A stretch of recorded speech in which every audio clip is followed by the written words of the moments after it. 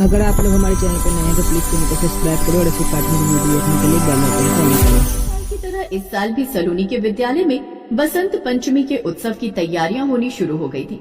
Music की teacher miss Nandini Saraswati वंदना के लिए बच्चों का चयन कर रही थी, पर इस साल भी सलोनी का डांस परफॉर्मेंस के लिए सिलेक्शन नहीं हुआ।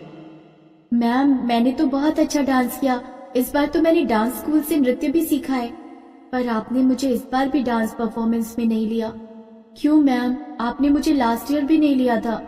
देखो सलोनी, पिछले 4 साल से मैं तुम्हारी म्यूजिक की टीचर हूँ और हर क्लास में मैं तुम्हारी म्यूजिक की टीचर बनती हूँ, और तुम हर बार ही मेरे से ये प्रश्न करती हो, और मैं हर बार तुम्हें यही कहती हूँ कि मैं तुम्हें डांस ग्रुप में ऐड नहीं कर सकती।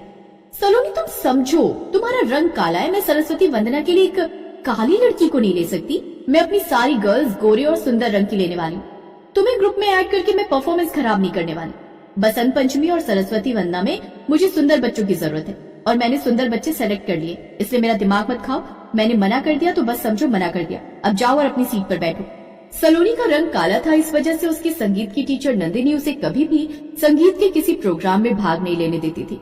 टीचर नंदिनी को लगता था कि सलोनी का रंग काला है, इस वजह से वो सब बच्चों के साथ अच्छी नहीं लगेगी। इसी वजह से टीचर नंदिनी सलोनी को किसी भी संगीत के प्रोग्राम से दूर रखती थी। बसंत पंचमी आने वाली थी, इस वजह से नंदिनी बच्चों को सरस्वती वंदना की प्रैक्टिस करवा रही थी। सलोनी म्यूजिक रूम के बाहर खड़े होकर बच्चों को सरस्वती वंदना की प्रैक्टिस करते हुए देखती थी। उसका भी मन करता था कि वो बसंत पंचमी पर सरस्वती वंदना में नृत्य करे, पर ऐसा नहीं हो रहा था। सलोनी के क्लास के बच्चे भी इस वजह से उसका बहुत मजाक उड़ाते थे। सलोनी, तो बाहर खड़े होकर हमारा डांस देख रही थी। टीचर जी ने तुझे इस बार भी नहीं लिया क्योंकि तू काली है। हाँ, अच्छा नृत्य करने से कुछ नहीं होता, शक्ल भी अच्छी होनी चाहिए जो तेरी नहीं है। बच्चों, यहाँ शोर क्यों मचा रखा है? सब बच्चे क्लास में जाओ, मैं अभी आ रही हूँ। कुछ देर बाद टीचर नंदिनी क्लास में आती है।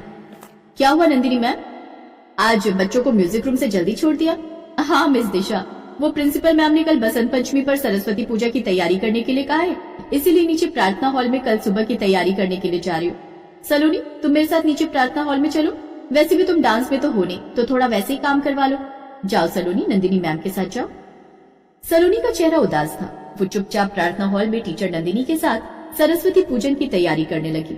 सलोनी, कल तुम टाइम पर स्कूल आ जाना। मुझे अपनी अलमारी में से म्यूजिक सिस्टम नीचे सेट करना है, और हाँ, ध्यान रहे तुम सरस्वती पूजन के टाइम सरस्वती वंदना ग्रुप के साथ मत रहना, स्टेज के पीछे रहना, क्योंकि अगर तुम सामने रही तो मुझे मजबूरी में तुम्हें बच्चों के साथ खड़ा करना पड़ेगा। तुम स्टेज के पीछे रहकर काम करना। Okay ma'am. कुछ देर बाद सलोनी टीचर नंदिनी की हेल्प करके क्लास में आ जाती है। छुट्टी के बाद सलोनी घर पहुंचती है। सलोनी का उदास चेहरा देखकर उसकी मम्मी ने पूछ ही लिया, क्या हुआ सलोनी, तेरा चेहरा क्यों उतरा हुआ है? मम्मी, टीचर नंदिनी ने मुझे इस बार भी डांस में नहीं लिया।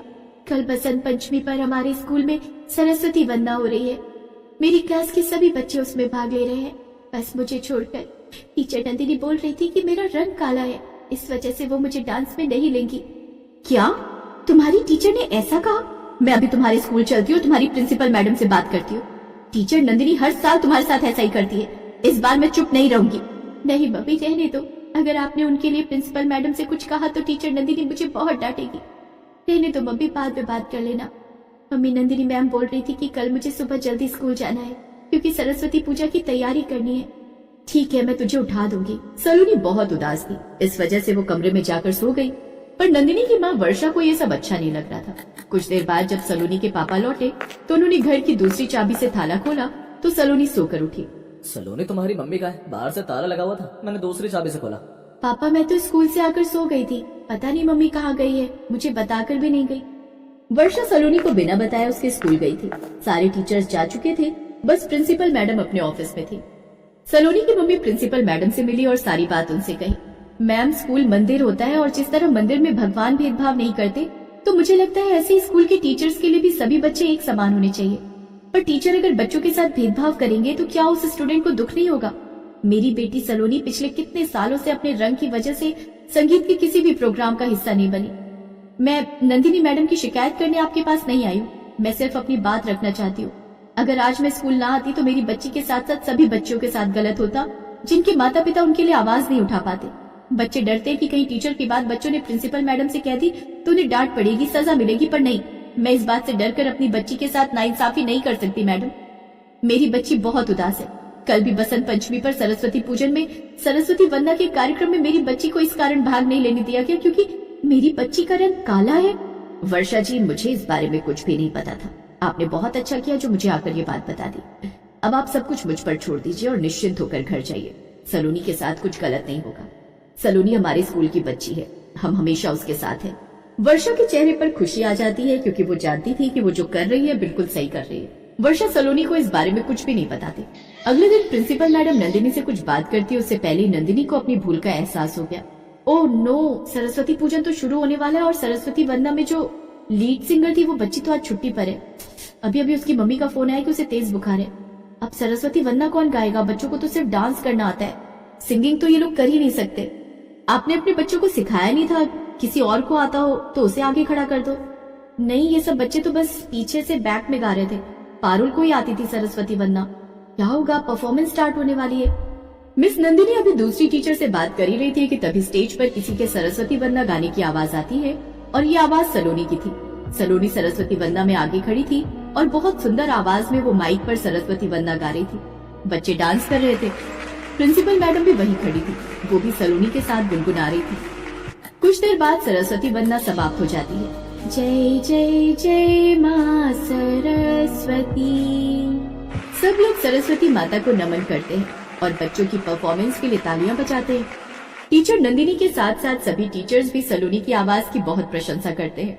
बच्चों ने भी बहुत सुंदर नृत्य प्रस्तुत किया था। कुछ देर बाद जब सरस्वती पूजन संपन्न हो जाता है तब टीचर नंदिनी सलोनी के पास जाती है। सलोनी, तुम सचमुच बहुत टैलेंटेड हो।